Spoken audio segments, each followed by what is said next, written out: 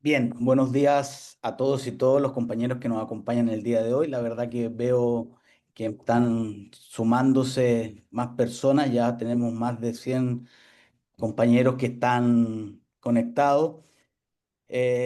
Primeramente me voy a presentar, soy Jorge Olivares, presidente de la Federación Latinoamericana de Comunidades Terapéuticas FLAT. Eh, Para mí es un honor dar inicio a este quinto encuentro virtual FLAT, Asociación Proyecto Hombre, hacia la inclusión y las prácticas efectivas de integración social. Primeramente quiero agradecer a los amigos de Proyecto Hombre, con quien nos une mucho más que un convenio de colaboración. Creo que tenemos una mirada común en relación al trastorno por uso de sustancias. En este sentido, queremos dar inicio a este importante espacio de diálogo sobre las prácticas efectivas de integración social y su desafío. Pues a pesar de los avances conceptuales, legales en las políticas públicas, la implementación en numerosos presenta muchas dificultades, sobre todo en los países de nuestra región, tales como barreras estructurales, institucionales, culturales. Requieren de un esfuerzo colectivo para ser superadas. Sin duda, este encuentro será muy enriquecedor para caminar hacia ese camino. Vivimos en un contexto que a menudo margina a quienes más necesitan de cuidados, donde el estigma, los prejuicios y la infraestructura insuficiente, la falta de oportunidades colocan a las personas en situación de calle, a los jóvenes en escenarios de violencia y a las mujeres víctimas de abuso. Todos estos grupos se enfrentan a barreras estructurales que dificultan su plena participación social. Y cuando a esto se le suma el trastorno por uso de sustancias, estas barreras se vuelven aún mayores, alimentadas por los prejuicios, la exclusión y la desinformación. Las prácticas inclusivas de integración social se basan en un principio fundamental: reconocer la dignidad y el potencial de cada persona como un ser único, independiente de su trayectoria. Esto significa abandonar los modelos punitivos y asistencialistas y adoptar enfoques centrados en la persona y en el cuidado de su fortaleza y en la construcción colectiva de la autonomía. Integrar es más que ofrecer servicios, es reconocer historias, dar voces, devolver opciones, es crear políticas públicas con participación social basadas en evidencia, es lograr que las personas vuelvan a ser ciudadanos con derechos, anhelos y proyectos y oportunidades de vida.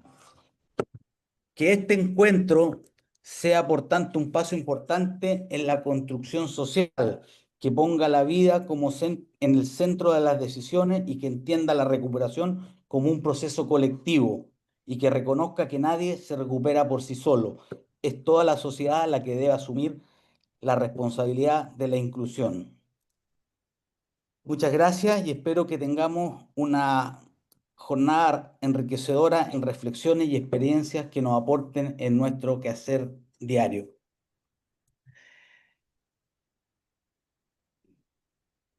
Hola, buenas tardes desde España. Eh, perdón, si le puede dar acceso a Jimena, por favor, que está en la sala de espera.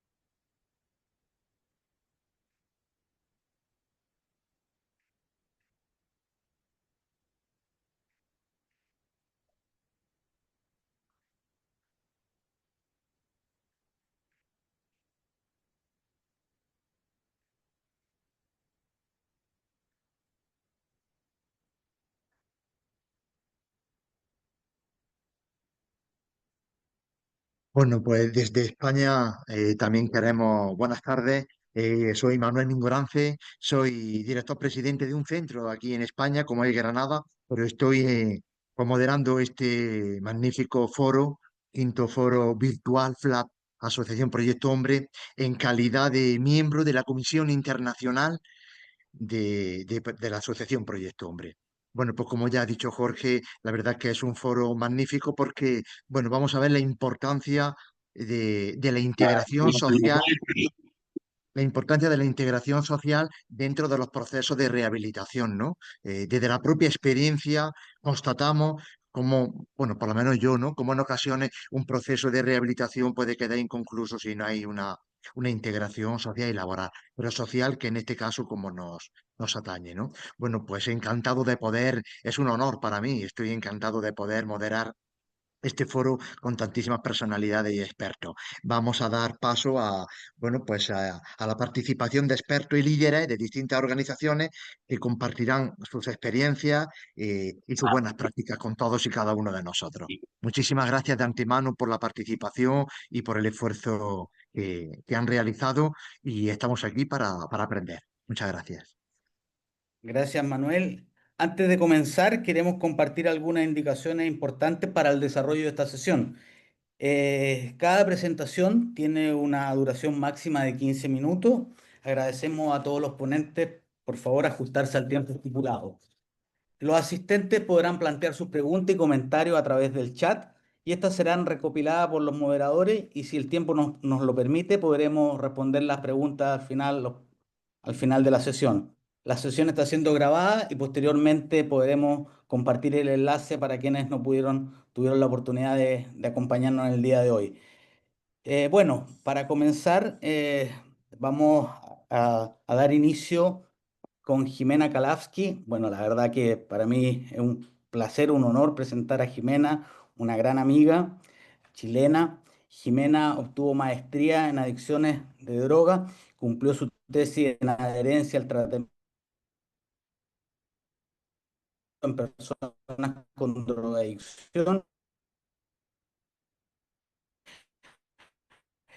Más recientemente desarrolló programas de prevención al 2018, fue jefa de rehabilitación del consumo de drogas y alcohol, Senda Chile. Desde el 1 de junio del 2019 es jefa de la Oficina de Reducción de la Demanda de la Comisión Interamericana para el Control y Abuso de Drogas, CICAT. El tema que nos va a presentar es el desafío de la inserción social y los programas de tratamiento. Adelante, Jimena. Bueno, buenos días, muchas gracias por la invitación, es un gusto estar aquí. Bueno, ahora estoy en Uruguay. Justo alguien me está saludando desde Uruguay.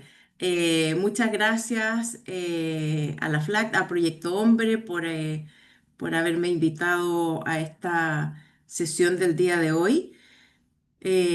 Como acabo de llegar, estoy tratando de abrir mi presentación, pero sí voy a partir, ¿cómo se llama?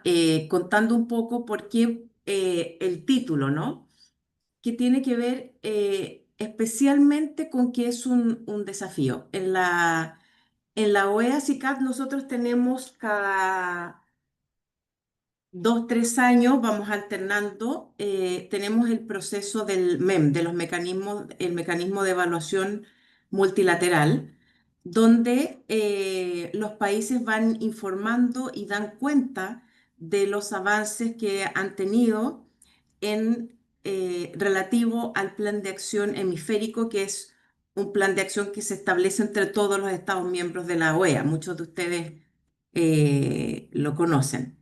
Y, y nos hemos encontrado hace bastante tiempo ya, primero que nada, con que nos falta mucho avanzar en lo que tiene que ver con tratamiento, con recuperación, pero además el tema de la integración social es algo que suele estar más bien ausente en nuestros países. Entonces, si bien tenemos un espacio todavía muy grande por avanzar, un espacio pendiente muy grande por avanzar en lo que tiene que ver con poder tener un sistema de tratamiento, bueno, ¿para qué decir un sistema de prevención? Pero un sistema de tratamiento donde las personas puedan tener todo el complejo de alternativas de atención que requieren. Primero, desde la prevención, por supuesto, la prevención selectiva indicada, una intervención temprana, hasta el tratamiento, la recuperación. La integración social, por supuesto que está faltando y son muy pocos los países y probablemente pocas las experiencias donde esto está incluido. Entonces voy a ver ahora si encuentro mi presentación dando este marco de por qué lo puse como un desafío. Tiene que ver con eso, justamente con que hemos estado año tras año volviendo a plantear la temática, pero aún sigue siendo un desafío absolutamente pendiente en los países. Entonces, denme medio segundo para abrir la presentación, si es que la encuentro. La tenía abierta recién acá.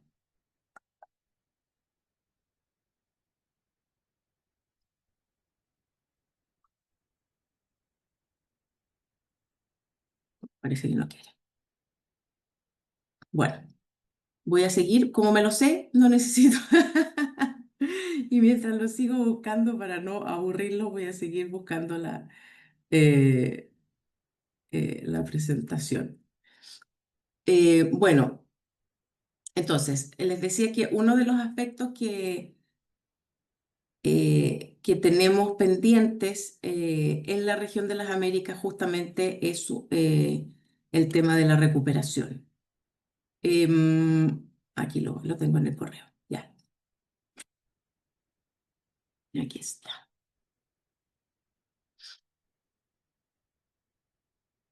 Voy a compartir la pantalla.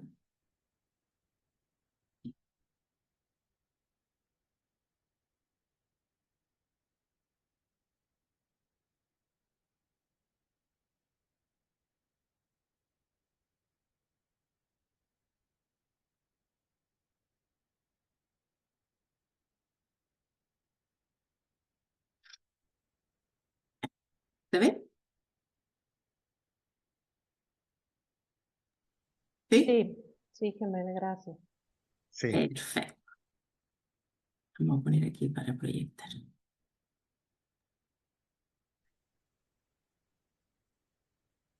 No, reunión no.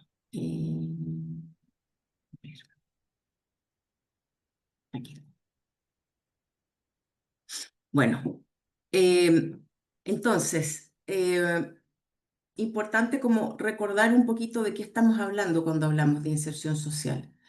Entonces, la inserción social es el proceso de vinculación con el entorno. Recién tuvimos la semana pasada la revisión del plan de acción hemisférico, donde los Estados miembros estaban revisando el nuevo plan de acción para los próximos 5 años. Y siempre está la discusión sobre el nombre, si es inserción, reinserción, integración, reintegración. Entonces hay como muchas definiciones que están dando vuelta y finalmente lo que se optó, más bien como a modo de ordenar la discusión, fue que integración social se iba a ocupar cuando era un proceso o se hacía referencia al proceso individual y la inserción social cuando se hace referencia a un proceso más macro o más social. Pero eso, como digo, fue un acuerdo solamente para términos de ese documento. Pero ¿qué es lo importante? Es que más allá de la abstinencia, en la cual varios de los programas de tratamiento tienen como objetivo meta y otros tienen más bien la reducción del consumo, eh, uno de los aspectos importantes tiene que ver con la reconstrucción de vínculos afectivos, laborales y comunitarios. Y muchas veces esto queda un poquito postergado sobre todo al inicio de los procesos de tratamiento, por darle mucha más relevancia al proceso de desintoxicación inicial, de adaptación a la comunidad, de determinación del plan individual de trabajo. Entonces, ¿cuáles son algunos de los desafíos o la importancia de la inserción social? Por supuesto que la reconstrucción de vínculos o construcción de vínculos, dependiendo de cómo ha llegado la persona al proceso de tratamiento. Lo estoy mirando, como estamos con comunidades terapéuticas, lo estoy mirando desde el proceso tal vez de comunidad terapéutica. Entonces, cómo viene la persona, qué vínculos trae y qué vínculos es necesario reconstruir o construir. Por otro lado, tiene que ver con un incremento significativo en su autonomía personal y su bienestar general. Entonces, cuando decimos mejorar la calidad de vida, tiene que ver con cómo la persona, por supuesto que logra una cierta autonomía y por supuesto que es necesario ver cómo va a conseguir los recursos para vivir, qué tipo de trabajo o estudio va a desarrollar y además cómo mejora su estado general de bienestar, por lo cual también incluye algunos aspectos, por ejemplo, de salud o médicos. Em, y lo otro es que, más me adelanté acá. Y lo otro que es muy importante es la reducción del aislamiento. Muchas veces también las personas vienen con un tema importante de estigma, de autoestigma y han sido excluidos de la familia, también del grupo de pares y muchas veces del grupo social o del medio en el que están insertos.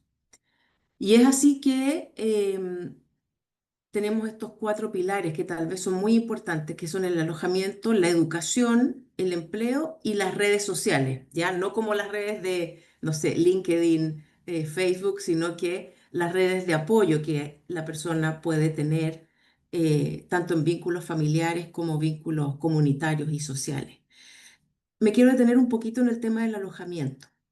Em, este siempre ha sido un tema de discusión en política pública, sobre todo y también con algunas ONG, de si tenemos que esperar que la persona esté recuperada y dé muestras de lo bien que está para luego, en algunos momentos, asignarle, prestarle, arrendarle, facilitarle un lugar donde la persona pueda vivir.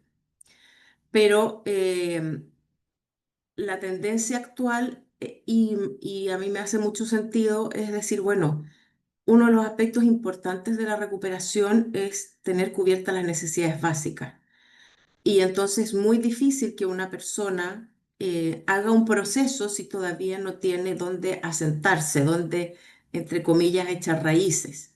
Por lo tanto, existen varios programas ahora, que hay uno en Chile que se llama Vivienda Primero, y es efectivamente asegurar la vivienda primero y no poner la recuperación como un requisito para que esa persona pueda optar a una vivienda, sino que más bien facilitar el acceso a la vivienda para que luego pueda empezar a hacer otros cambios en su estilo de vida.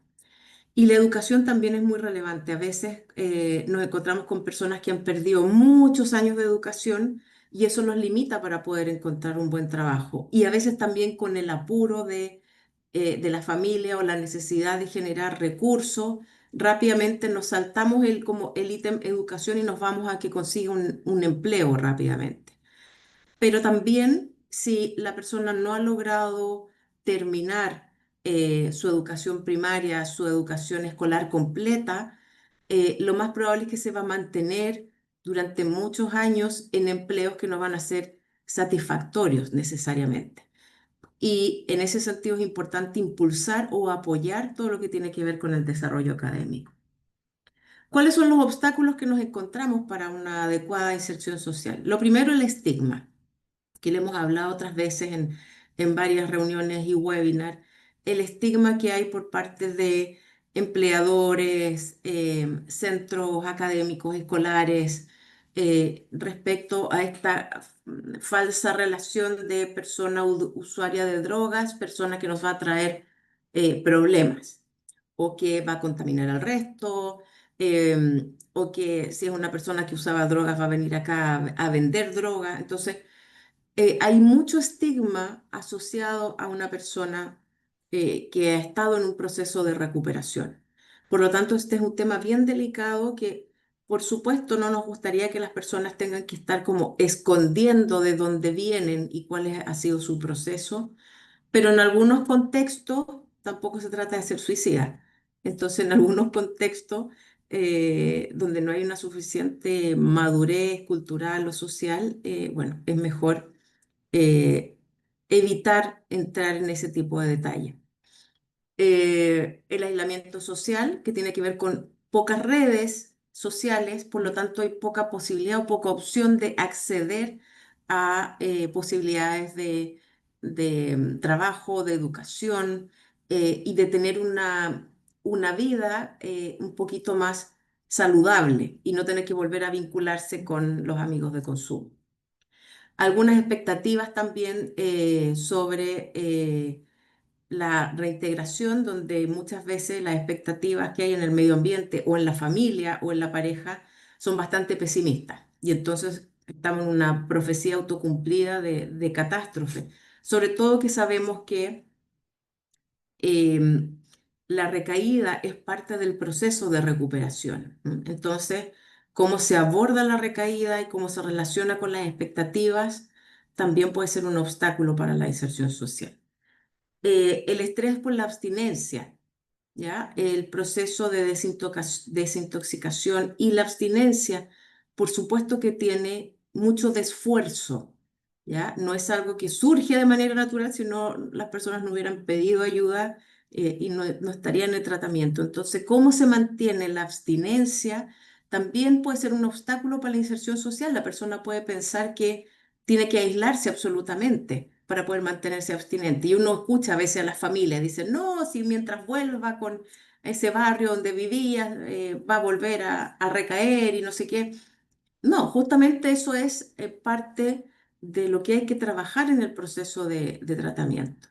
La falta de apoyo familiar, que ustedes bien lo conocen, la dependencia económica, los conflictos de pareja, las pocas opciones saludables para uso del tiempo libre y la pérdida de habilidades o escasez de habilidades, justamente para poder em, vivir en sociedad, entre comillas, no pensemos en una sociedad grande, sino que en el grupo social hay que tener algunas actividades, algunas habilidades, como por ejemplo saludar, saber cómo saludar, em, cómo vestirse adecuadamente al contexto, no sé, estar siempre limpio con los hoyos, los hoyos cosidos y los botones cosidos, la presentación personal, el aseo, cómo hablar, qué tipo de lenguaje usar, etcétera. Y muchas veces esas habilidades se han ido perdiendo por la trayectoria de consumo. ¿Ya? A veces hay gestos, hay el uso del COA, del lenguaje, dificulta que las personas puedan integrarse en algunos contextos. Entonces, bueno, tenemos, hoy existen o coexisten varias estrategias y programas de inserción social. Hay programas integrales donde se coordinan distintos servicios, programas que están centrados en el enfoque de derecho, los programas de formación y capacitación, el acompañamiento individual, el apoyo económico, etcétera. La invitación acá es que la inserción social es algo que nosotros debemos incluir desde que la persona empieza un proceso de tratamiento, desde que la persona ingresa a una comunidad terapéutica. Muchas de las críticas que se hacían antiguamente a la comunidad terapéutica es que la persona se la aislaba, se la desvinculaba y rompía con sus redes y por lo tanto salía con más dificultades de inserción y de inclusión que antes. Hoy en día em, eso ya no es tan así y también la invitación justamente es a mirar cuáles son los desafíos cuando la persona entra y hacemos el plan de tratamiento individual, el primer diagnóstico, etcétera. También considerar cuáles son los desafíos de inserción social que esta persona tiene que empezar a desarrollar durante todo el proceso de comunidad terapéutica. Para algunos probablemente va a ser más centrado en el tema de familia, para otros más en el tema de trabajo, en las redes sociales, etcétera. Pero incluir esto desde el principio el proceso de... Esto me lo voy a saltar porque tiene que ver más con política pública, pero sí quiero rescatar dos aspectos muy importantes, que es el rol de la familia y la comunidad. También hay distintas culturas, probablemente en el norte de la región de las Américas, los programas tienen menos involucramiento de las familias en los programas y sí es algo muy relevante justamente para el proceso de ingreso y además para que mientras la persona esté en el proceso de tratamiento, ¿cuánto me queda? Disculpe, Jimena, le queda un minuto. Ya, listo, estoy terminando. Mientras la persona está en proceso de tratamiento, puede reparar los vínculos familiares más significativos. De sociedad, ¿para qué voy a hablar? Que ya hemos estado em, hablando. Bueno, uy, qué mal se me ve aquí. Pero los desafíos actuales son, por un lado, es la aceptación del contexto al tema de la reinserción, la escasez de recursos, la violencia social, que es algo que muchas veces dificulta la integración, y la evaluación de la efectividad de los programas de integración social y de recuperación. Y algunos desafíos o futuras direcciones tienen que ver con que investiguemos más de este tema y la formación especializada.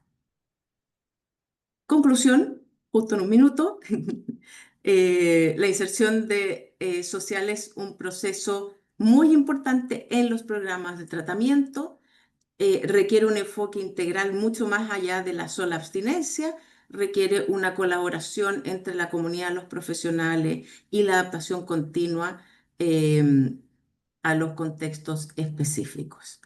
Así que eso es por mi parte. Muchísimas gracias. Y bueno, aquí Gracias. estoy para que podamos seguir discutiendo. Muchas gracias, Jimena.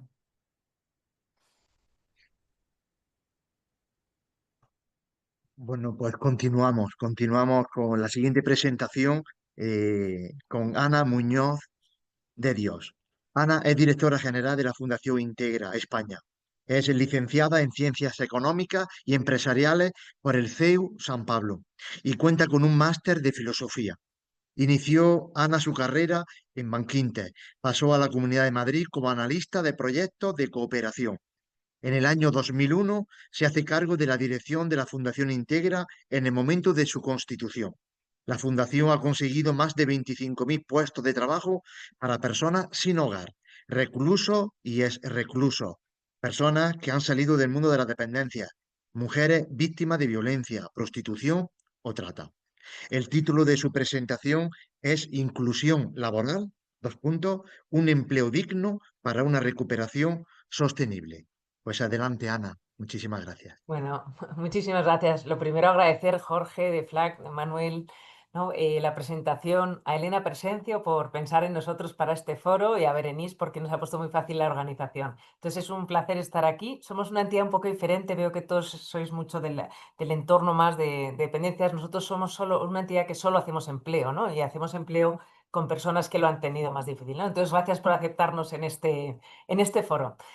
Bueno, nosotros nacimos hace 24 años para ayudar a personas que lo tenían más difícil a encontrar un empleo que les permitiera retomar las riendas de su vida, ¿no? Como decíais antes, ser ciudadanos con derechos y oportunidades, ser personas que pudieran tener pues una vida nueva a pesar del pasado que tenían, ¿no? Empezamos muy centrados en personas que salían de problemas de adicciones, por eso con Proyecto Hombre llevamos trabajando ya 24 años con muy buenos resultados y una colaboración excelente y personas también que salían de la cárcel, ¿no? Pensando, y como puente entre entidades sociales que trabajáis muy bien toda la rehabilitación, la reinserción social, y aquellas empresas a las que estas personas no estaban llegando, ¿no? Nuestra presidenta ahí tuvo una intuición de decir, si pudiéramos acercar a estas personas que han dejado las adicciones, ¿no? O que salen de prisión por problemas múltiples, a la empresa que está necesitada de mano de obra, pero que no está llegando a ofertar a estas personas y siguen en paro, y esta fue la idea, ser un puente entre instituciones sociales y empresas para ofrecer un empleo a personas que con total anonimato y nadie supiera su pasado pudieran integrarse con normalidad en el mundo laboral, ¿no? Como decías, llevamos 25.000 empleos, De esto, 2.000 han sido para personas que venían del mundo de las adicciones, ¿no? Y lo que es muy importante es que la valoración ha sido en el 90% de los casos positiva o muy positiva, ¿no? Esto nos ha demostrado que cuando las personas pasan el proceso, como decís, de deshabituación, de reinserción social, cuando llegan a la pata del empleo, que quizás sería de las últimas, llegan con muchas ganas, con mucho agradecimiento y aprovechando muy bien la oportunidad, lo cual hace que las empresas confíen en nosotros y bueno, pues contraten muchas personas al año. Colocamos unas 1.800, 2.000 personas al año en empresas normalizadas, ¿no? Y aquí el trabajo muy importante es el que hacéis vosotros, el que hacéis las instituciones, que les ayudáis a dejar las adicciones y a empezar a llevar una vida más normalizada, ¿no? Nosotros nos fiamos de que el trabajador social de esa persona determine el momento adecuado para la inserción laboral y nos lo derive, ¿no? Nosotros trabajamos con 75 empresas que nos están pasando sus ofertas permanentemente. Somos una agencia de colocación y entonces el proceso es que nosotros hacemos una entrevista, necesitamos saber su historia en profundidad porque depende de por dónde haya pasado, convienen unos destinos u otros. Y pongo un ejemplo, hay personas que vienen de adicciones pero han pasado por prisión y hay puestos en los que le van a pedir los antecedentes penales. Es muy importante para nosotros saberlo para no mandarle a ese puesto donde sí le van a pedir los antecedentes penales y en cambio mandarle a otro puesto donde no se los vayan a pedir, ¿no? Entonces, en este sentido, la entidad que nos lo deriva nos debe confiar un poco cuál es su historia para saber, pues si tienen problemas de adicciones, pues no mandarle a laboratorios farmacéuticos o a hostelería, ¿no? Después pasan por un proceso que dan los voluntarios corporativos, que es, le llamamos la escuela de fortalecimiento, ¿no? ¿Qué nos encontramos cuando llegan los candidatos vuestros a nosotros? Vienen muy centrados en su pasado, contando su pasado que no deben trasladar a la empresa, ¿no? Pues yo como he estado con adicciones, pues nunca he trabajado, entonces, y muy centrados pensando que su pasado determina su futuro, ¿no? Entonces, lo que intentamos hacer en esta escuela de fortalecimiento, que nos las dan voluntarios corporativos, es ayudarles a ver fortalezas y capacidades y que puedan pasar con éxito la entrevista de trabajo trasladando en lo que son buenos y lo que saben hacer. Da igual lo que haya pasado en mi vida, yo ahora tengo una nueva etapa en la que me quiero centrar en lo que soy bueno. Entonces buscan el trabajo que más les ajuste. Una vez que han pasado esta escuela, hacemos la intermediación con empresas. Y en esto tenemos muchas empresas que nos mandan ofertas. Según la experiencia de esa persona, según el perfil profesional, nuestro equipo de selección lo envía a los puestos que cree que más encajan y donde más éxito va a tener, ¿no? Y aquí lo que es muy importante es el anonimato. Nosotros mandamos a las personas a cubrir un puesto de trabajo sin contar nada de su pasado. Queremos que sean juzgados por su talento, como somos todos juzgados. No sea que no les cojan ni con pena de pobrecillas víctima de violencia, pobre ha tenido adicciones, ni con miedo de, uy, qué miedo que va a pasar por el pasado de esta persona. Nos parece muy importante que la persona vaya desvestida de todo pasado que le pueda condicionar, ¿no?, el futuro. Entonces, el anonimato es importante y que en la entrevista de trabajo defiendan el puesto con sus capacidades, ¿no? O sea, en lo que son buenos, sin mentir y sin tener que contar nada doloroso ni ningún capítulo pasado, ¿no? Esto lo que hace es que la empresa les haga un proceso de selección normal y si resulta contratado, nosotros hacemos mucho seguimiento, ¿no? Con la empresa qué tal está funcionando, con la persona, con la entidad que nos lo deriva. Para nosotros es muy importante apoyarnos en esa entidad donde estas personas han salido adelante, donde se han deshabituado, donde tienen la confianza, que sois vosotros, las entidades como Proyecto Hombre. Y entonces es muy importante que esa entidad donde a veces vive, donde tiene terapia diaria, sea la que siga a esta persona y le anime, ¿no? A veces los primeros días de trabajo son duros, hay estrés, pues que le sigan apoyando desde el anonimato. Nunca nadie se presenta en el puesto de trabajo, ¿no? Y entonces, bueno, esto lo hacemos para asegurarnos que todo va bien y que puede permanecer en el puesto de trabajo, ¿no? Esta es bueno, pues un poco la dinámica es, una vez apoyado y sostenido desde la entidad y desde nosotros, pues que vaya a la empresa con mucha normalidad, ¿no? Entonces, bueno, la evaluación, como os decía, es muy buena. Hemos trabajado con más de 100 ONGs de adicciones y con más de 100 empresas. Entonces, bueno, el perfil de persona que nos suele llegar son personas que no llegan solo de adicciones, ¿no? A veces mujeres que ejerciendo la prostitución se han visto superadas y han empezado a consumir para olvidar, ¿no? Entonces empiezan las adicciones porque venían de un problema diferente. Mujeres de violencia de género que han estado consumiendo, personas que han consumido y que acaban en la cárcel. O sea, se cruzan mucho personas que tienen también una discapacidad. No son, digamos que, policolectivo, ¿no? Pues son personas que no solo podemos decir que tienen adicciones. En el 30% son mujeres en este colectivo. El 50% de las personas que nos han llegado con adicciones son mayores de 45 años, lo cual complica un poco más, ¿no? Por lo menos en España, pues complica la integración laboral a las personas que tienen una edad avanzada. el 60% que nos han llegado nos llegan con poca cualificación. Y donde se sienten seguros y buscan es en jardinería, en limpieza urbana, en puestos al aire libre que no necesitan una formación previa, ¿no? Y llegan también con una urgencia por empezar a trabajar. A lo mejor viven en una institución, en una casa acogida, ¿no? Y entonces, pues tienen que empezar a trabajar cuanto antes y empezar a ser autónomos cuanto antes, ¿no? Esto es un poco el perfil. Y yendo un poquito a qué dificultades nos encontramos, ¿no? Las dificultades que nos encontramos, por un lado, es que la ONG que nos lo deriva al trabajador social confíe en nosotros y nos deje trabajar con esa persona. A veces hay una sobreprotección de la entidad de no querer, ¿no? soltar mucho a esta persona por protección, lo cual entendemos, pero ahí a veces nos cuesta un poquito. Con Proyecto Hombre no nos pasa, llevamos mucho tiempo trabajando, pero y luego cuando esta persona llega a la empresa, ¿qué dificultad tiene? Pues lo normal es que tenga un vacío en el currículum, son currículos muy erráticos en que hay años que no hay actividad, hay una actividad cambiante, entonces esto pues de cara a la entrevista de trabajo a veces cuesta defenderlo, a veces hay signos externos que denotan o estigmatizan cierto pasado complejo. Bueno, pues la autoestima y la seguridad en sí mismos, muchas veces, lo ha dicho Jimena, ¿no? No se creen capaces, se creen que su pasado determina su futuro y no se creen capaces ni tienen seguridad en sí mismos y esto lo trasladan, ¿no? Muchas veces falta de referentes y de conocimiento del mundo laboral. Hay personas que llegan a nosotros que no han tenido en su entorno cercano a nadie que haya trabajado en el mercado normalizado. Nosotros vamos a la empresa normalizada. Esto también dificulta a veces, ¿no? Son dificultades y esto falta de red de apoyo, ¿no? También lo decía Jimena, el aislamiento, no han llegado a estas situaciones y están muy solos y les falta una red de apoyo, ¿no?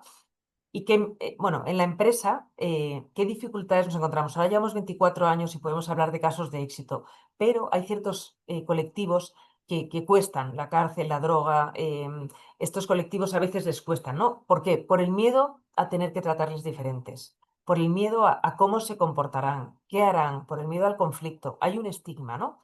Esto en cuanto empiezan a trabajar con nosotros se demuestra que es todo lo contrario, que son personas con excelente valoración, ¿no? Entonces esto se vence, pero bueno, por poner un poco cuáles son las, ¿no? las dificultades que encontramos cuando queremos hacer esta intermediación.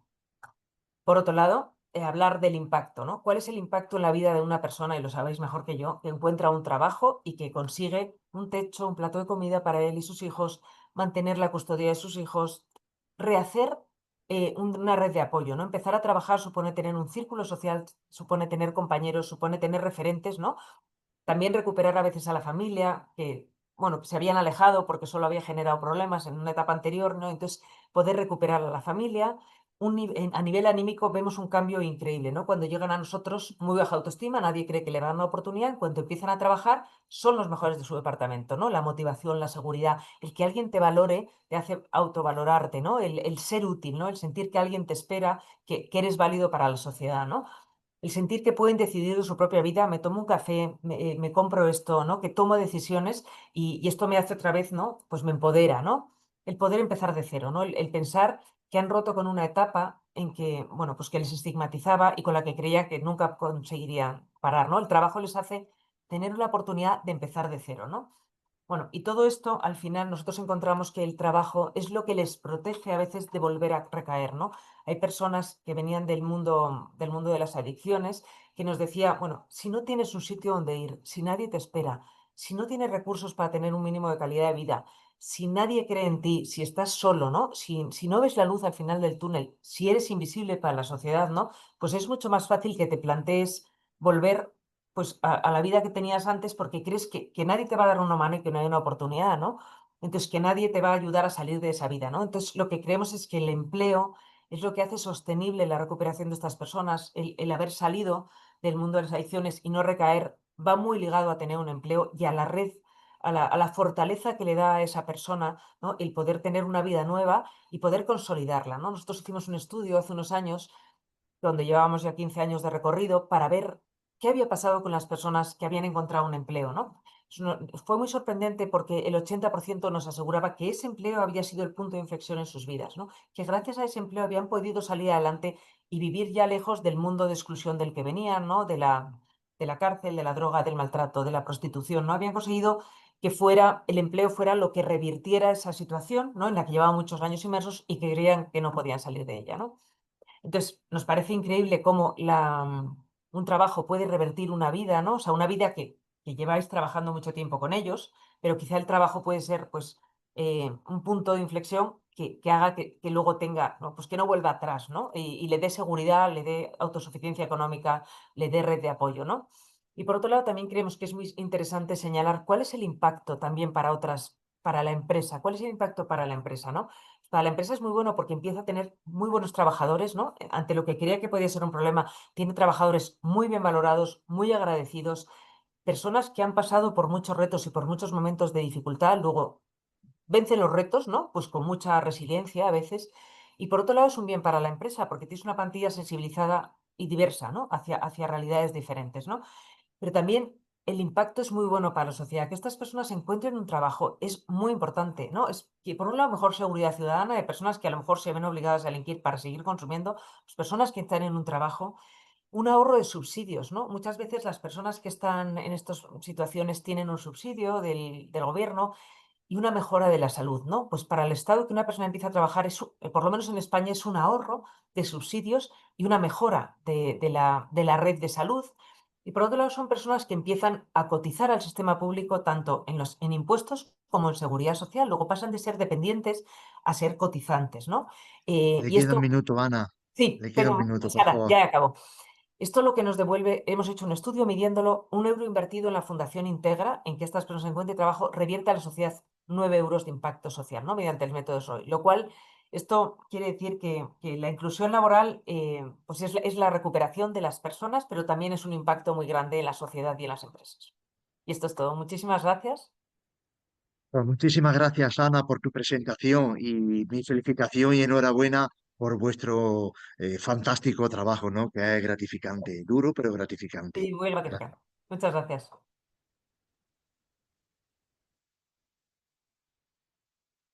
Muchas gracias. Para continuar, vamos a dar paso a don Gonzalo Esquivel, presidente de la Asociación Costarricense de Comunidades Terapéuticas, con más de 30 años de experiencia. Es pionero de la consejería en Costa Rica. Inició su formación profesional en 1996 bajo la supervisión directa de Jack Chin, especialista de la Universidad Johns Hopkins. Ha participado activamente en la formulación de políticas públicas, incluyendo el Plan Nacional sobre Drogas, así como la elaboración de manuales de certificación profesional. Es fundador y presidente de ASCAR, Asociación de Comunidades Terapéuticas de Costa Rica, y es el actual presidente de la Federación Latinoamericana de Comunidades Terapéuticas.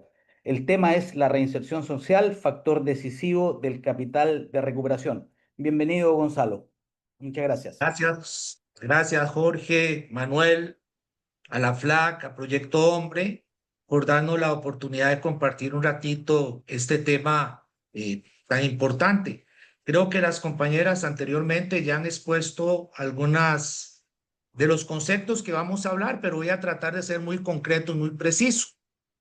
Este concepto de, vamos a ver, de capital de recuperación es producto de unos investigadores que se llama Graphic y Cloud, que generalmente lo que refieren es que la amplitud y la profundidad de los recursos internos y externos con los que una persona puede contar para iniciar y sostener una recuperación. Y lo hacen para que uno pueda entender un poco más y tener comprensión de lo que es el proceso de recuperarse a largo plazo. En este ratico tan pequeño vamos a tratar de hablar un poquito sobre comprender el papel de la reinserción social en la recuperación, que no es solo dejar de consumir drogas, como lo plantearon las compañeras anteriormente, y que posiblemente sea el termómetro para poder medir que la recuperación es posible a largo plazo. Analizar un poco el concepto del capital de recuperación social, que prácticamente son los recursos externos, el apoyo familiar, el apoyo comunitario, el apoyo laboral, para que las personas puedan sostener su proceso. Y como último y eje central, las estrategias para fortalecer la reinserción social, de alguna manera, que podamos llevar alguna propuesta dentro de esta mirada. Eh, el capital de recuperación es prácticamente una serie de recursos que se dividen en tres categorías y que los autores anteriormente mencionados proponen. La parte personal, que tiene que ver con lo físico, que incluye recursos tangibles necesarios para una vida estable. la humana, que engloba capacidades personales que favorecen la recuperación, la familiar y social, que probablemente nos vamos a referir sobre este apartado específicamente, que se refiere a las relaciones significativas que apoyan la recuperación, y también, pues claramente vamos a enfocarnos en lo comunitario, que son recursos, actitudes y políticas del entorno que promueven la recuperación que sea sostenible. Vamos a ver, ¿qué es la reinserción social? Yo estuve consultando a algunos actores, Guillermo Blanco, el Sansa, etcétera, y me parece que las ideas centrales tienen que ver con este concepto. La reinserción social no es solo la abstinencia, sino la restauración social de la dignidad y el funcionamiento integral de la persona, sobre todo en la recuperación, que tenga acceso a servicios, a una vida significativa, una vida inclusiva sin estigma, como hablaban las compañeras anteriormente, y claramente sin reinserción, el riesgo de regreso al consumo aumenta significativamente. Vamos a ver. ¿Qué es el capital de recuperación social? Bueno, es una de las dimensiones más importantes y generales del capital de recuperación, que se refiere específicamente a relaciones, vínculos y redes sociales que apoyan y sostienen el proceso de cambio de una persona en recuperación. Claramente, este tipo de capital no puede construirse en una forma aislada, se basa en la calidad y disponibilidad de los lazos con que se cuentan en este entorno. Entonces, podríamos decir que son las redes y relaciones interpersonales que proporcionan apoyo emocional, instrumental. Instrumental significa lo tangible, dinero para pasajes, que alguien vaya a buscar un trabajo, como lo decía la señora Jimena, un lugar de vivienda, etcétera, etcétera. Y normativo de la persona en recuperación para reconstruir una vida significativa. Prácticamente tiene estos 4 componentes el capital de recuperación, donde habría pues claramente que construirlos en alguno y en otros reconstruirlos. Tiene que ver con amistades y grupos prosociales que no estén ligados al consumo y que fomenten esos hábitos que las compañeras anteriormente hablaban, saludables en la recuperación. También claramente tiene que ver con la participación en la comunidad, religión, actividades culturales, recreativos, deportivos, voluntario, etcétera, y el acceso formal a redes de apoyo que de alguna manera pueden sostener un poco, como Alcohólicos Anónimos, Narcóticos Anónimos, grupos SMART, y en este caso también una figura nueva que se está incorporando, que son los entrenadores de recuperación. Además, que puedan causar sentido de pertenencia y propósito, que tiene que ver mucho con los valores y las metas, pero se vincula mucho con el tema anteriormente, con la empleabilidad. Parece que cuando las personas logran tener un trabajo, reducen el aislamiento y da propósito a su vida. Vamos a ver. Bien. Ok. La interrelación que hay entre el capital de recuperación y reinserción, bueno, es muy claro. El capital de recuperación es el motor de la reinserción social. Mientras más apoyo social tenga una persona, más posibilidades va a tener de sostener su recuperación, de reconstruir su identidad y claramente de formar parte activa en una comunidad. Y esto, claramente hay un robusto cuerpo de investigación que ampara esta propuesta. Las barreras de reinserción social. Poco complicado, que también lo hablaba la compañera Jimena al inicio, aunque la reinserción social es un componente esencial del proceso de recuperación, no siempre se logra tan fácil. Estas barreras significativas pueden dificultar o impedir el proceso de la persona que logre integrarse plenamente a la sociedad. Entonces, reconocer estas barreras me parece que es el primer paso para enfrentarlas y transformarlas. El primero, el estigma. Ya han hablado mucho sobre este tema Jorge Olivares y las 2 compañeras anteriores. El rechazo familiar, que puede ser por dolor, resentimiento o la desinformación.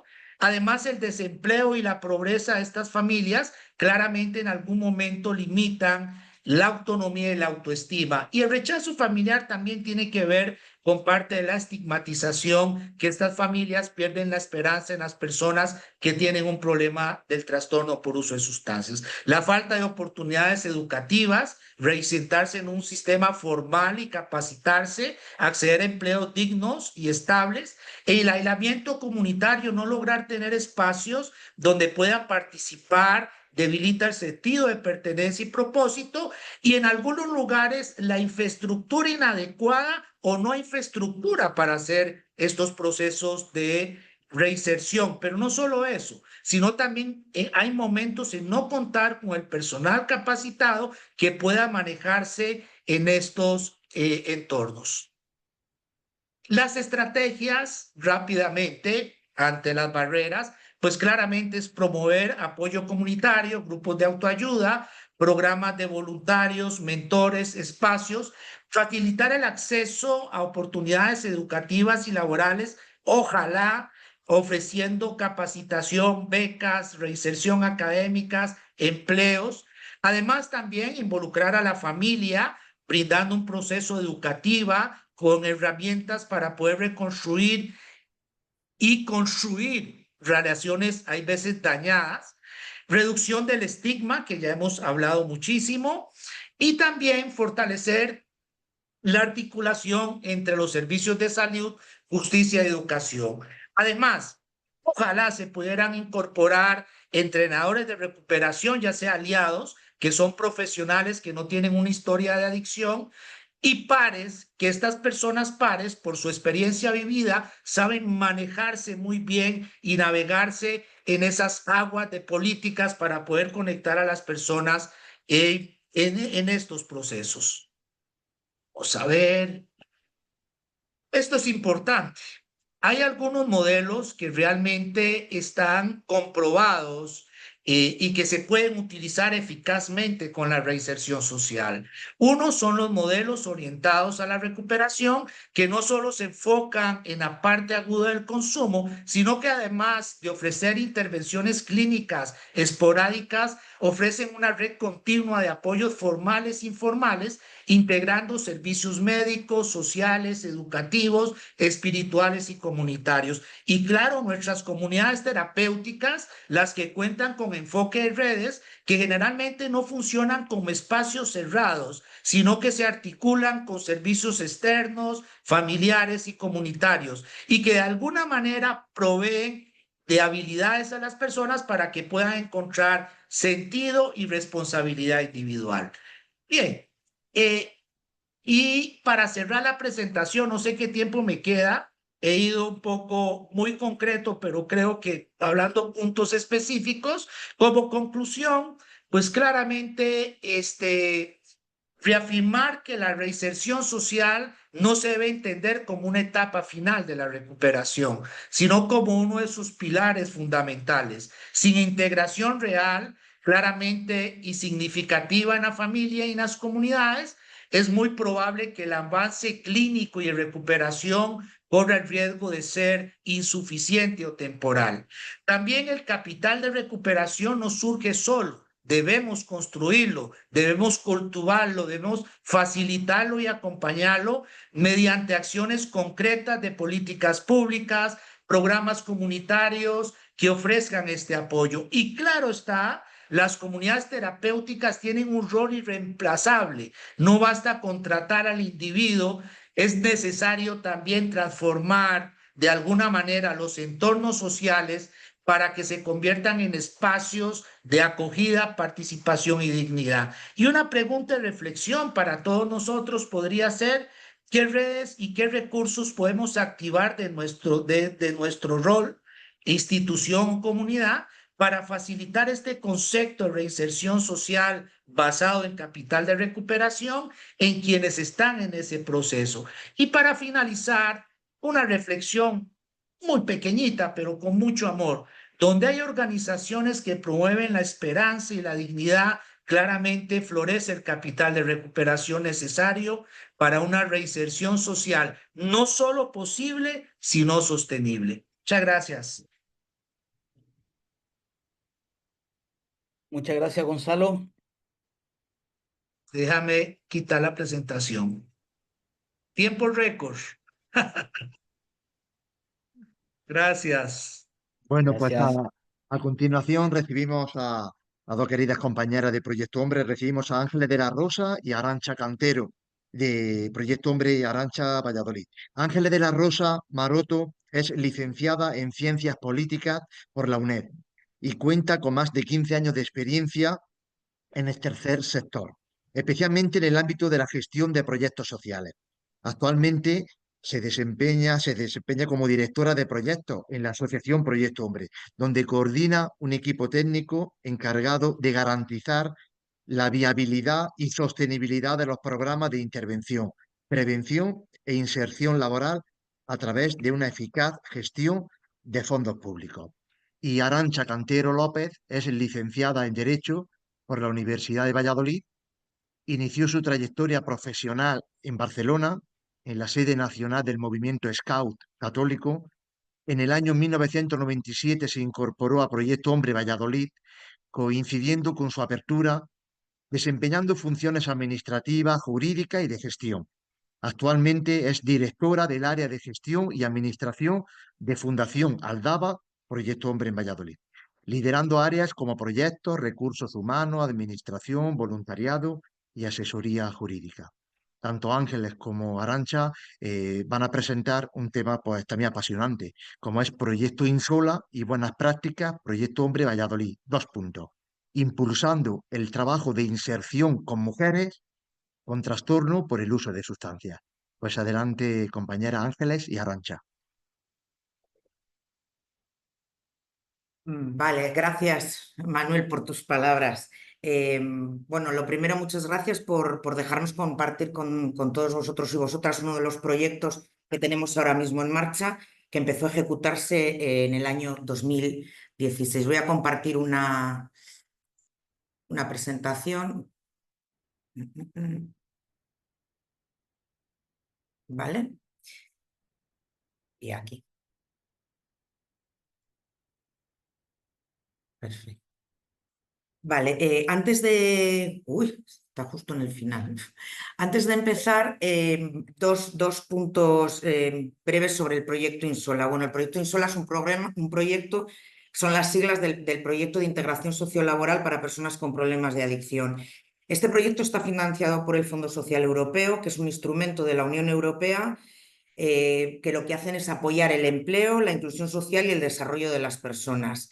Y antes de contaros el objetivo general que tenía este proyecto, ¿vale? Que está muy bien escrito y muy bien redactado, lo que pensamos, ¿vale? Desde Proyecto Hombre, cuando nos sentamos a redactar, es que nosotros hacíamos aquí nuestro producto estrella, ¿vale? Era el proceso de tratamiento, ¿no? De las personas con problemas de adicción.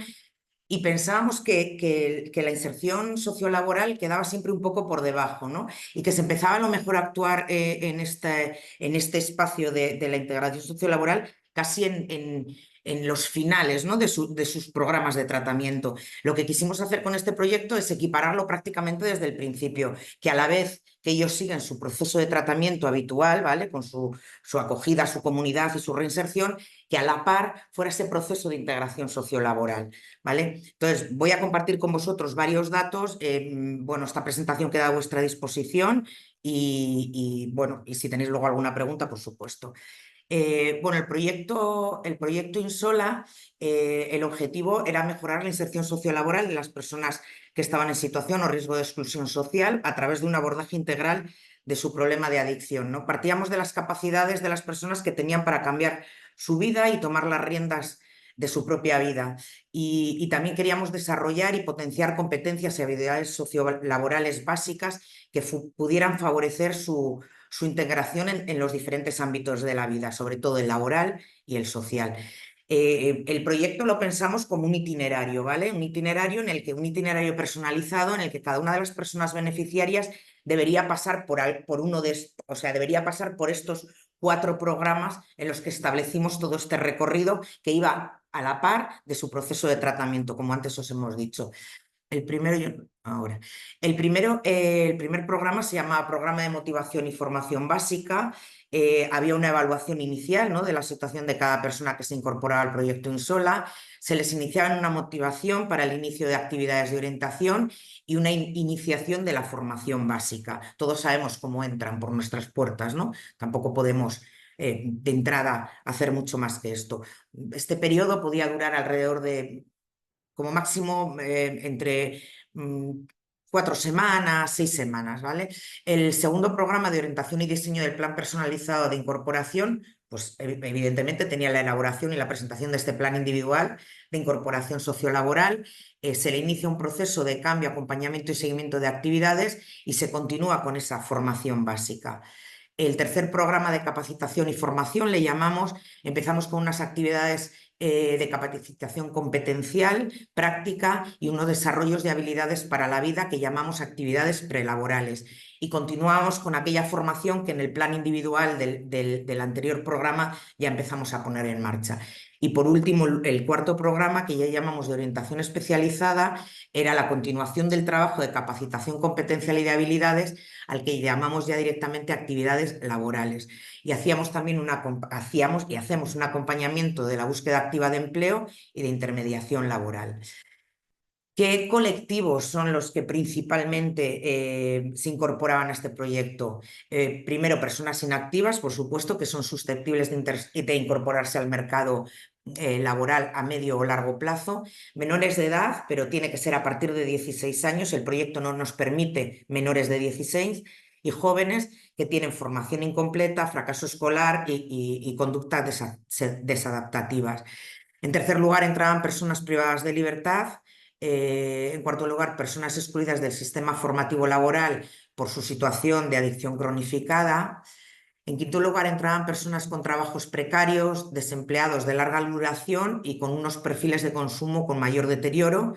Y también entran personas, en su mayoría empleadas, que como consecuencia del consumo, como no tomen cartas en el asunto, posiblemente pierdan ese trabajo en el que están. Dentro de estos 6 grupos tenemos especial consideración con las personas que sufren, personas con discapacidad y mujeres que además de todo esto, por lo que está en el proyecto Hombre haciendo un proceso de tratamiento, tienen dificultades añadidas. Todo este objetivo general enfocado a estos colectivos tenía como unos objetivos específicos que bajaban ya al terreno sobre cada uno de las personas que se incorporaban al proyecto Insola. Por un lado, lo que pretendíamos con los objetivos específicos, que los jóvenes que disminuyeran las variables relacionadas con su fracaso escolar, que retomen un itinerario formativo o bien que se incorporen al mercado laboral en la medida en lo que puedan hacerlo, pues por la edad que tienen y por los estudios que han podido llegar a realizar. En cuanto a las personas que tenían un empleo, lo que queremos es que lo mantengan, ¿vale? Reforzarles para que lo mantengan. Que con aquellos que... perdón. He dejado de ver mi presentación aquí. Vale. Que con aquellos que con su empleo no obtienen respuesta a las expectativas y a las necesidades que tienen, logren desarrollar competencias que les favorezcan a mejorar su empleabilidad y que, por último, aquellas personas que están desvinculadas del mercado laboral pues adquieran unas habilidades y una capacitación formativa que posibilite su reincorporación al mercado. Algunos datos del Insola. Bueno, nosotros en España, para los compañeros que estáis fuera, tenemos 17 comunidades autónomas, ¿vale? En 13 comunidades autónomas se puso en marcha el proyecto Insola en el primer periodo de trabajo, que fue del 16 al 23.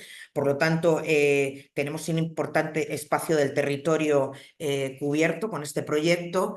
Hubo un total de participantes o de personas beneficiarias de 14.242 y el presupuesto para poner en marcha este proyecto fue de 20,8 millones de euros. Algunos datos relevantes que sacamos del proyecto Insola una vez que terminamos la primera fase, porque ahora tenemos puesta en marcha la segunda fase, es que, bueno, participaron estas 14.000 personas que os contaba antes. algo más del 83% eran hombres y el 16,38% mujeres, que es más o menos lo que registramos habitualmente de las personas, de las personas que entran dentro de los centros de Proyecto Hombre. Está también dividido entre hombres y mujeres aproximadamente en esta equivalencia, por lo tanto era un fiel reflejo de lo que hay dentro de nuestros procesos de tratamiento.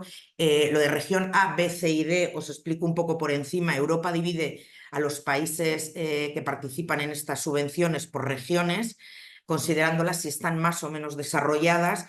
Y bueno, la Comisión Europea llega a estas conclusiones a través de una serie de indicadores, ¿vale? Que ponen en juego y deciden como población, renta per cápita, número de infraestructuras por provincia, ¿vale? Entonces, equiparan dónde tiene que ir cada una de las comunidades autónomas.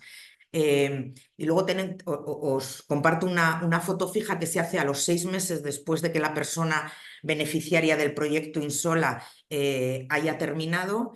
Hay que comunicar con él y realizarle una encuesta sobre su situación laboral, ¿vale? Entonces, de las Ángeles, te personas queda un minuto, por favor. Un Sí, de las minuto, personas Ángeles. participantes que encuentran empleo, bueno, pues vemos que nos movemos entre un 30 y un 40% de personas que han participado en el Insola a los 6 meses después de haber terminado o han encontrado un empleo en ese periodo de tiempo y además lo mantienen o han mejorado su situación laboral tras salir del proyecto Insola.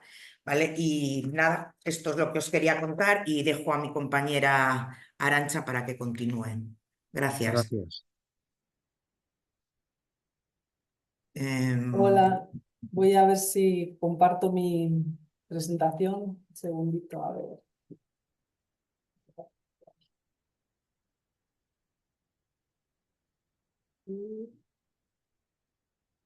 ¿La veis? No, ¿no? A compartir. Ahora sí, ¿no? Ahora. Ah, sí.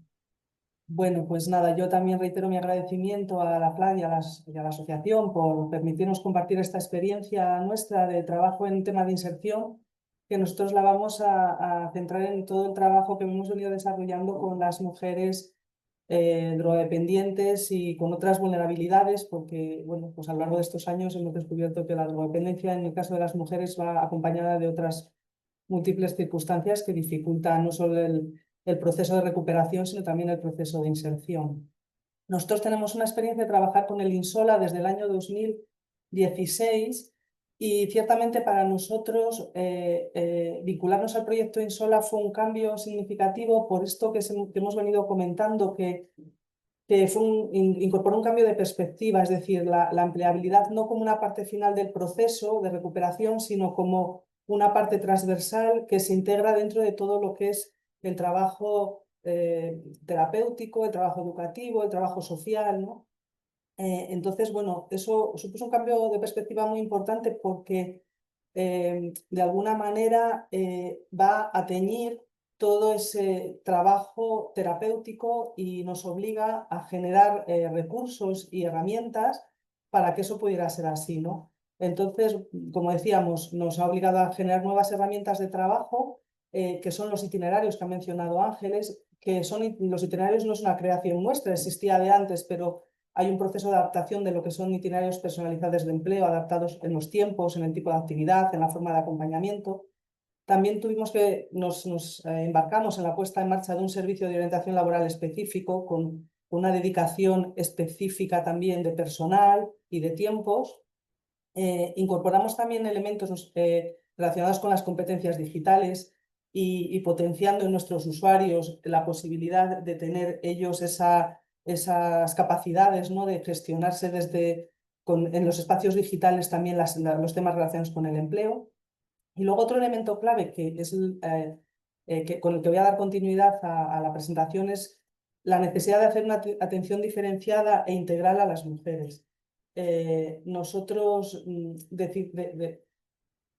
a partir de ese trabajo del Insola, digamos, hemos identificado, no solo por el trabajo del Insola, sino por nuestra propia trayectoria y por la especificidad de recursos que hemos ido creando para la mujer, tenemos claro que es necesario realizar ese trabajo de manera diferenciada. porque ciertamente, a ver, esperad. Perdón, ahí no. Aquí. Porque de alguna manera las desigualdades de género se manifiestan de una forma mucho más explícita cuando se trata del empleo en general y en el caso de las mujeres con problemas de drogodependencia de una manera mucho más grave, ¿no? Nosotros hemos constatado a través del trabajo en estos diferentes años que existen unas problemáticas, unos factores sociolaborales que todos conocemos, que las mujeres se definen de esta manera, ¿no? Normalmente tienen menos formación, tienen menos experiencia profesional, no han tenido ocasión de definir una perspectiva profesional, muchas veces les cuesta definir su propio proyecto de empleo porque no se sienten capaces, tienen mayoritariamente situaciones de desempleo e inactividad, en muchos casos no están ni siquiera escritas en las oficinas de empleo. Los empleos que tienen son habitualmente muy precarios, de pocas horas o a veces bueno, empleos sin contrato, muy temporales, con poca continuidad, de poca cualificación, muy enfocados al sector doméstico, al sector con cuidados del hogar. Entonces, bueno, esos factores que ya existen se cruzan además con elementos propios de ellas, ¿no? Que están vinculados pues, a un mayor estigma, a que tienen muchas dificultades a veces de gestionar sus propias autonomías porque tienen cargas familiares. En muchos casos, bueno, las mujeres drogodependientes, esa dependencia emocional y afectiva de la pareja les dificulta mucho desvincularse y iniciar proyectos propios, ¿no? Y además, en muchos casos sufren violencia de género, ya sea violencia física o violencia psicológica. Pesa mucho sobre ellas los mandatos de género de tienes que cuidar de la familia, tienes que estar para los demás. Y bueno, un poco lo que decíamos, todos esos episodios de violencia y trauma. Esto lo que lleva es a una situación en que la mujer muchas veces considera que la posibilidad de emplearse o de mejorar sus condiciones de empleo no es algo que esté destinado para ellas. Entonces, esa parte de la inserción laboral a veces están como abocadas a una búsqueda de trabajo para conseguir esa autonomía económica, pero ese trabajo al que acceden no les produce ninguna satisfacción y en muchos casos genera mucha más frustración y fracaso, ¿no? Entonces, nosotros nos planteábamos que teníamos que abordar el empleo de la mujer fomentando procesos de inserción realmente exitosos en términos globales, o sea, que no solo consiguieran un empleo, sino que ese empleo les permitiera sentirse competentes y satisfechas y, por supuesto, que mejorase su situación vital y su proyecto vital.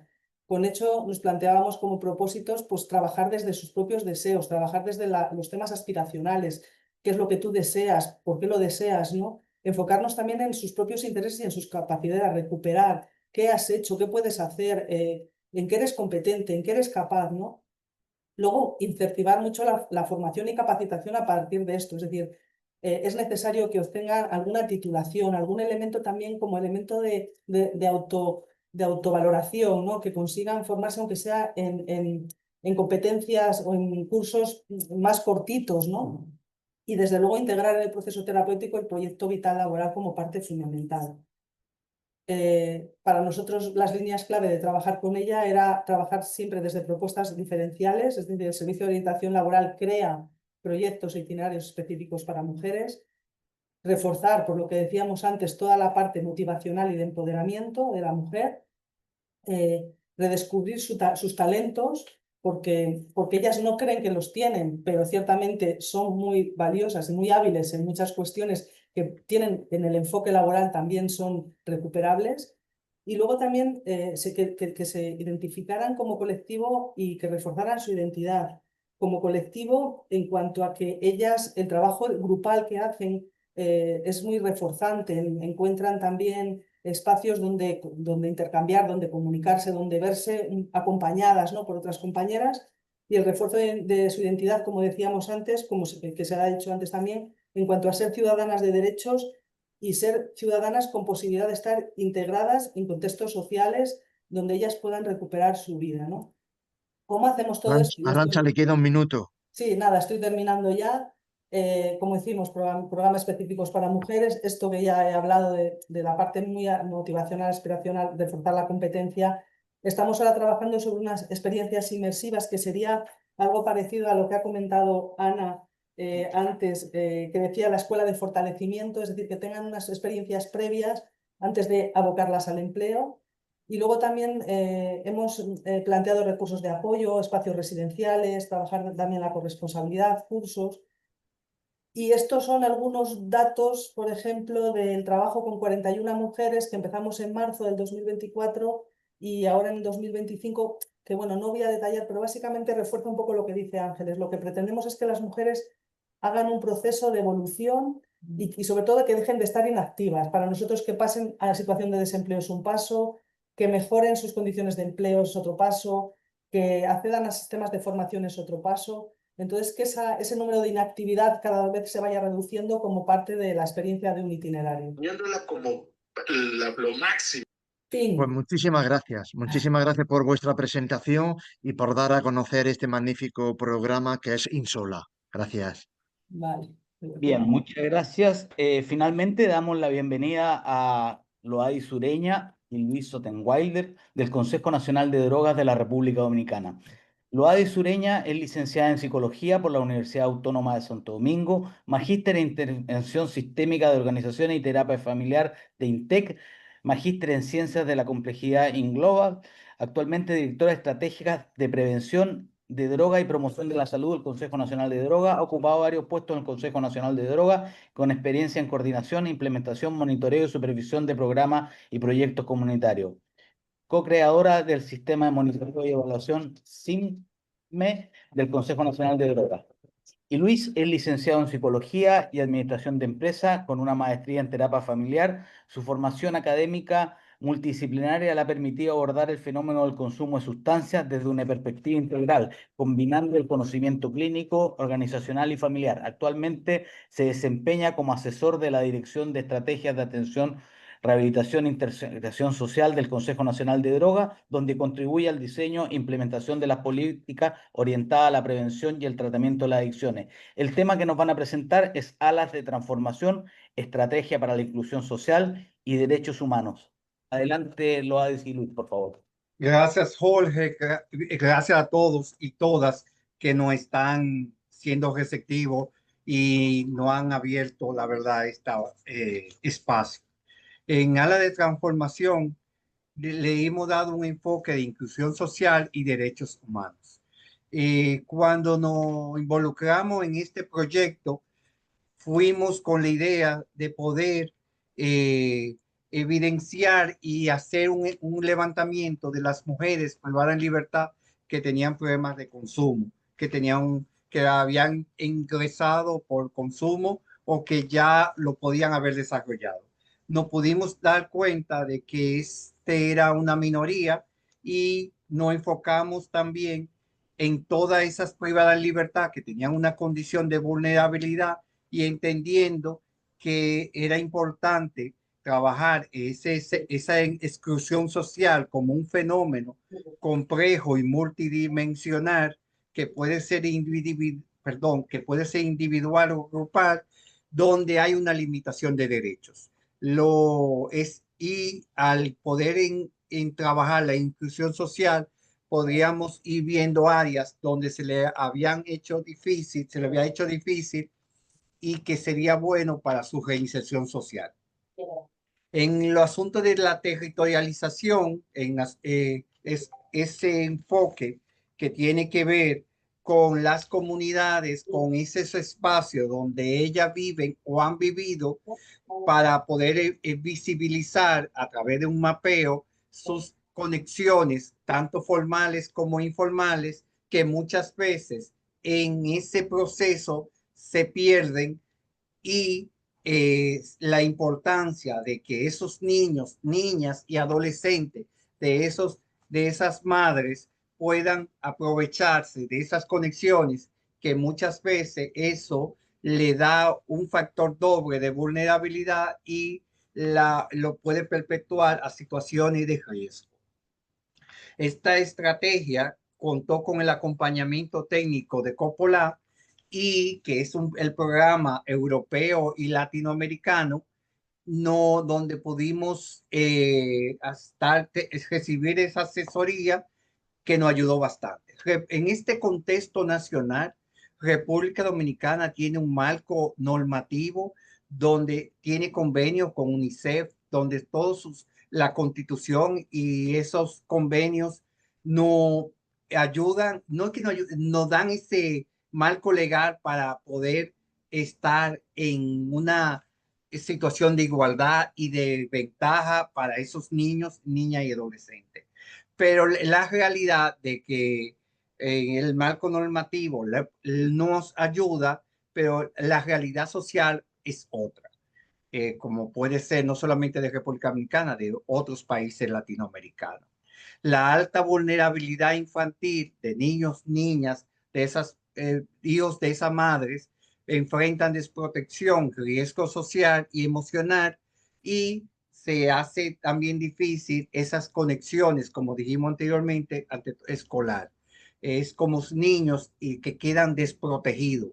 Y como ya se había hablado también anteriormente del estigma, que es ese estigma que es bien marcador en esa población, donde se entiende que esas personas, los padres, las madres, cometieron un hecho, cometieron un delito y que es parte de la consecuencia que los hijos deban vivir. Son poblaciones que no están visibilizadas y es importante que se puedan transparentar, y por eso es parte de nuestro trabajo que se ha hecho, que se está haciendo, y también tiene que ver con esa situación de esa asignatura pendiente que está en esta población, que es importante que se pueda visibilizar. Igual en esa justificación también nosotros hemos podido ver ciertos componentes que nos han ayudado a poder transparentar y para un próximo trabajo seguir lo haciendo, trabajándolo, y ese es también sumamente importante. La necesidad de fortalecimiento de esas redes de apoyo, eso fue una de las cosas que pudimos también trabajar, es tanto esas redes formales como informales. Y en ese proceso de esa estrategia que mi compañera Loadi va a trabajar más adelante, le dimos mucha importancia. Poder en ese mapeo, cuando pudimos hacer esas redes formales, ya sea las instituciones que protegen niños, escuelas, ayuntamientos, igual que las informales, que muchas veces son líderes comunitarios, que si le damos esa concientización, pueden hacerse responsables y también tener como un acompañamiento más favorable. Le voy a dejar que sea la licenciada Loadi que siga compartiendo las estrategias, y gracias de mi parte. Muy bien, muchas gracias, Luis. Muy buenos días, también buenas tardes y buenas noches para todos los que están conectados en la diferente parte del mundo. Ante todo, agradecer a la FLAT y a la persona de Jorge Olivares por la invitación a este espacio tan interesante. También felicitar a los expositores que nos antecedieron por sus magníficas presentaciones y el alto valor de los contenidos presentados para todos nosotros. Bien, antes de continuar, tengo la duda de que se vea, de que si se ve la presentación. ¿Se está viendo? Perfecto. Sí, se Bien, ve. luego de Sí, haber pero se te ve escuchado, pequeñita. A lo mejor si compartes la pantalla en grande, perfecto. Muy bien, deme un segundito. ahora mejor. Bueno, ahora no. Ok, se dejó de presentar, ¿verdad? Vuelvo a presentar. Un segundito.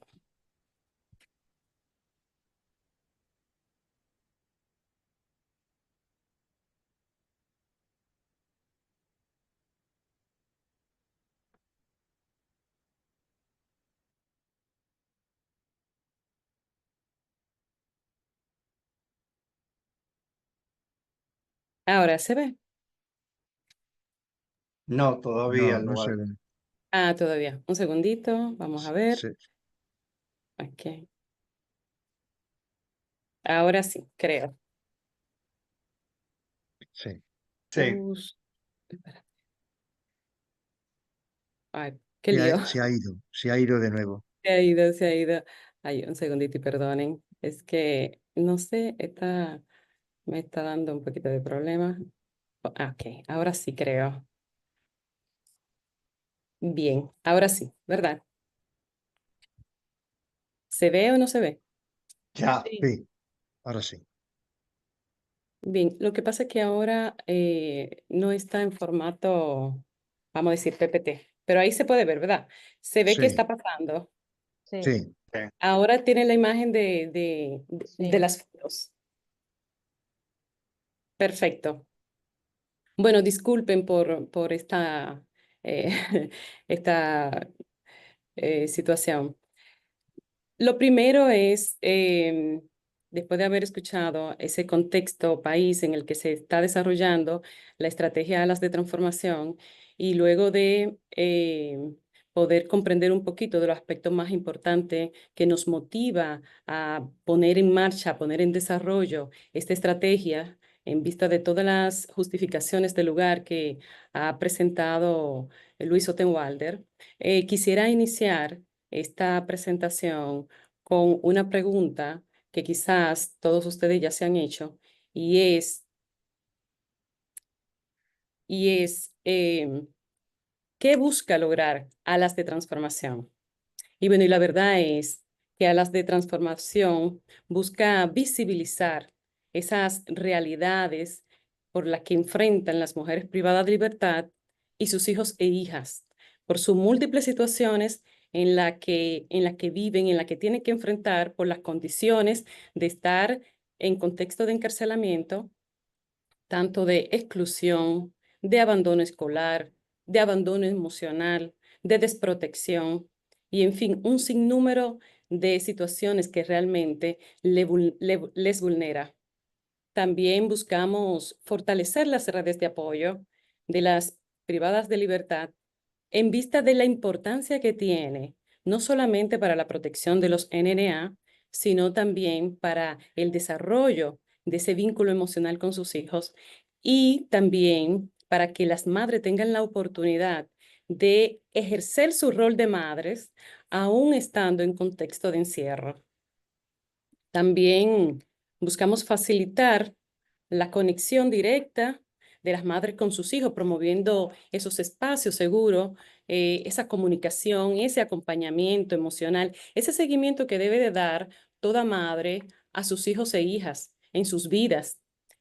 También buscamos reducir los factores de riesgo que perpetúan ese ciclo de exclusión y vulnerabilidad a través de intervenciones oportunas en las condiciones que propician factores de riesgo, como es el abandono escolar, como puede ser la violencia, el consumo de sustancia, entre otras situaciones. Y ya también integrar en esta estrategia el enfoque de protección infantil, de los derechos humanos, de territorialización de las políticas públicas para asegurar que toda intervención esté desarrollada en base a principios de justicia, de igualdad, de equidad, de territorialización, para adaptar nuestras intervenciones a la realidad local de cada una de las privadas de libertad. Entonces, el objetivo general que tenemos que pretendemos alcanzar es fortalecer las redes de apoyo de las mujeres privadas de libertad en articulación al sistema de respuesta del Estado para mitigar los efectos del encarcelamiento, prevenir situaciones de vulnerabilidad y promover el bienestar integral de sus hijos. Aquí presentamos los principales objetivos específicos, son muchos, pero creo que aquí están los más importantes y son fortalecer los vínculos afectivos de las mujeres privadas de libertad, y sus hijos mediante las acciones que faciliten la comunicación, el contacto emocional, el reconocimiento mutuo, etcétera. También seleccionar de forma sensibilizar, digo, y formar a los actores claves del sistema de justicia, el sistema penitenciario, los comunitarios, la familia en sí y las mismas internas que están privadas de libertad, para que se pueda acompañar y proteger a esos NNA en su desarrollo. También ampliar y fortalecer las redes de apoyo de las internas, promoviendo conexiones sostenibles con sus familias y entornos. Voy a ir un poco más rápido por el tiempo. Articular el acceso a servicios esenciales como, por ejemplo, salud, educación, protección social, asesoría legal, garantizando que la familia y los cuidadores puedan acompañar y responder a las necesidades de los NNA. También incorporar el fortalecimiento de las redes de apoyo y vínculo familiar como componente de seguimiento institucional. Y esto es importante porque pretendemos integrarlo en el código de conducta que tienen las privadas de libertad en sus centros penitenciarios y que le permite obtener una variación de la medida privativa de libertad por la evaluación que se les haga, y esto con la pretensión de que ellas se motiven a participar, se motiven a integrarse plenamente, a fortalecer esos vínculos con sus hijos, con su familia, pero además a fortalecer y ampliar sus redes de apoyo. Y por último, generar información sistematizada sobre las situaciones de los hijos y las hijas de las mujeres en contexto de encierro para sustentar decisiones de políticas públicas, también monitorear los procesos y también que esto nos ayude a retroalimentar y mejorar la estrategia. Aquí presentamos los actores que están involucrados. Realmente es importante saber que integrar a instituciones clave dentro de esta estrategia para que puedan, desde su rol cada una, aportar, ser sensibilizadas y capacitar en este proceso. Bien, entonces queremos presentar ahora que Alas de Transformación, el diseño de la estrategia está basado en el modelo ECO2 de tratamiento comunitario. Y básicamente esto lo está llevando adelante Coppola 3. Este modelo propone un enfoque integral que coloca a la comunidad como un espacio activo, que es empoderado, de cuidado, de corresponsabilidad y de prevención, superando esos esquemas asistencialistas y verticales que conocemos y que generalmente han sido la base de las políticas públicas. ECO2 articula dos dimensiones: el tratamiento centrado en la persona y, por otra parte, el fortalecimiento del entorno comunitario como agente de transformación. Es un modelo que va desde abajo hacia arriba. Muy bien, entonces, para presentarle aquí un poco los componentes de Alas de Transformación, ¿cuáles son esos componentes que se van a ejecutar dentro de los centros penitenciarios? Aclarando y volviendo a remarcar, ya que Luis también lo expresó, que el contexto de las cárceles dominicanas está bajo el nuevo modelo de gestión penitenciaria, y eso ha favorecido que estrategias como esta puedan ser implantadas por todo el enfoque que tiene de derechos humanos, de dignificación de la persona, de participación, integración y entre otros factores. Entonces, esta estrategia se estructura en 6 componentes clave que permite una intervención integral desde la comprensión del contexto en el componente número 1 hasta el seguimiento y la evaluación continua, que es el último componente. Una de sus fortalezas es que no requiere crear estructuras nuevas. Todo se va a dar dentro del sistema penitenciario, implementando los procesos dentro de los dispositivos y los procedimientos que ya existen dentro del nuevo modelo. Entonces, si se fijan, en el componente número 1 podemos ver el diagnóstico y la evaluación de necesidades. Se inicia con una recolección de información con las privadas de libertad, ¿verdad? Desde su inicio, desde su ingreso. Y bueno, y como este proceso está iniciando ahora, a todas las que van a ser parte y que califican, se va a hacer una nueva reevaluación para nosotros poder recolectar datos de sus niños, niñas, adolescentes vinculados a ellas y también a los cuidadores actuales de ellos, a las redes de apoyo existentes, Queda un identificar las minuto, Loadi, por barreras. favor. Dígame. Te queda un minuto, por favor. Sí, identificar las barreras y así sucesivamente. Otro componente es el fortalecimiento y la ampliación de las redes de apoyo, promoviendo la creación de grupos entre las internas, sus familias, la comunidad, las instituciones, sensibilización y formación de actores clave, buscando desarrollar procesos de formación dirigido a los jueces, al personal del CCR, a los líderes comunitarios, la intervención multisectorial que articula el acceso a servicios de salud, a la educación, al sistema social y adecuación de los mecanismos institucionales para que esta estrategia pueda implementarse dentro de los dispositivos ya existentes y también el seguimiento y evaluación continua. Y bueno, y para terminar, aquí le expongo un poco sobre los logros y las metas alcanzadas hasta el momento, la conformación de equipo semilla, el mapeo de las organizaciones y recursos existentes.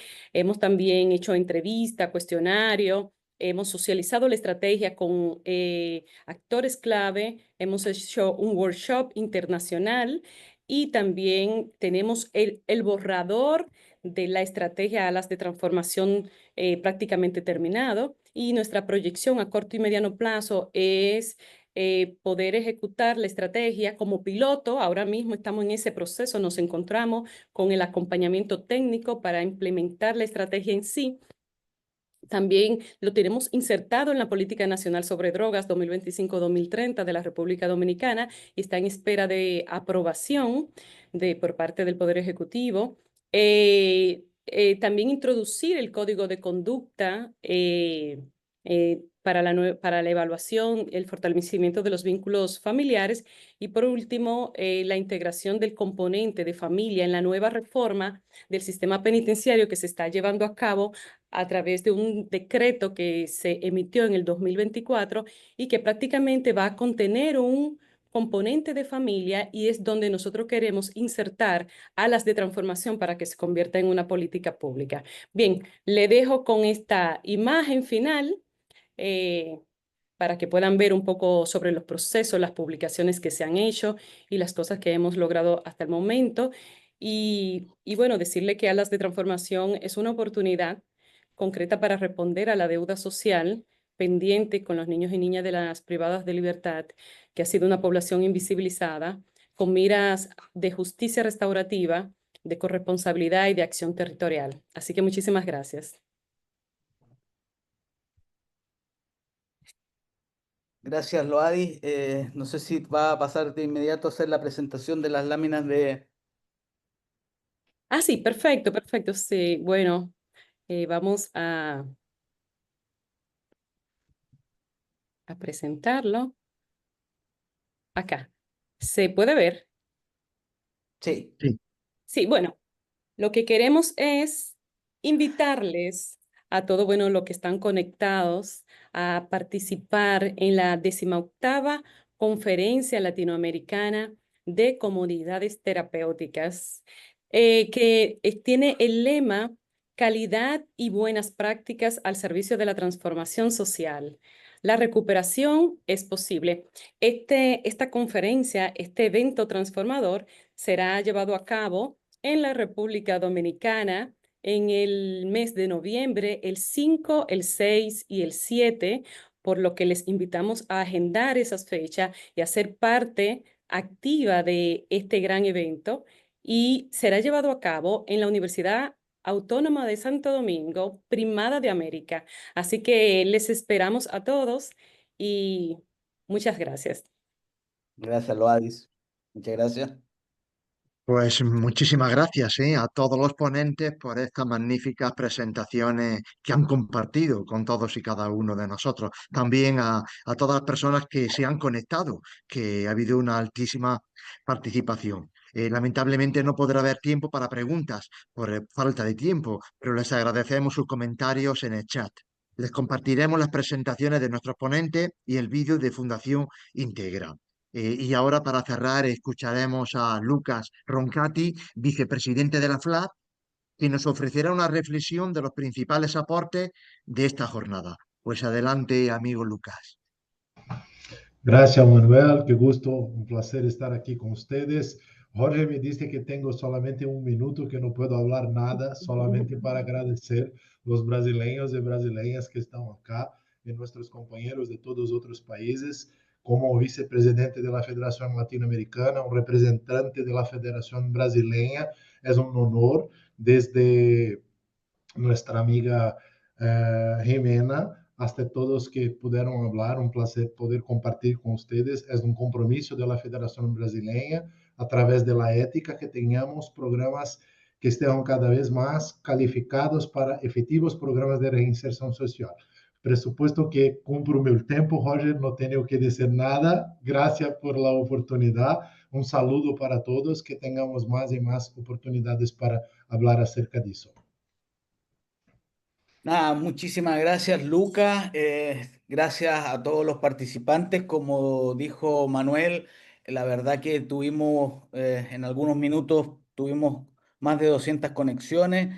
Creo que una vez más, esta quinta jornada virtual de Asociación Proyecto Hombre y FLAT ha sido todo un éxito. Creemos que contamos ya año a año con un número no inferior a las 200 personas. Nos pone muy contentos, muy feliz, y gracias a todos por participar. Y como dijo Loadi, y invitar también a todos nuestros amigos de España y de otros países que nos acompañan, que nos puedan acompañar en la 18ª Conferencia Latinoamericana de Comunidades Terapéuticas, que se va a desarrollar en Santo Domingo, 5, 6 y 7 de noviembre, así que los esperamos a todos. Loadis, Luis, como anfitriones del Consejo Nacional de Drogas, que está apoyando este evento que está organizando la FLAT. Así que muy contentos de poder recibirnos a todos y esperamos vernos, encontrarnos en la República Dominicana y poder dar cara a cara a todos. Así que muchas gracias, buenas tardes, buenos días y para algunos ya buenas noches. Quiero agradecer a Sonja, a Berenice de Santa María